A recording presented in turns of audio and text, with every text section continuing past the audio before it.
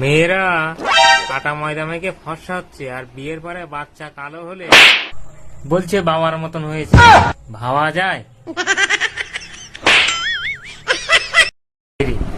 তুমি দাড়ি রাখো? না, কেন? দাঁড়িয়ে রাখলে বয়স বেশি লাগে।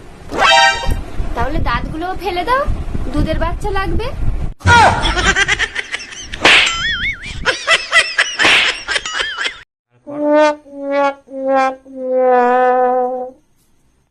হ্যাঁ বলো, কি হয়েছে? কিছুই না, জাস্ট আঙুলের ক্ষমতা চেক করছিলাম।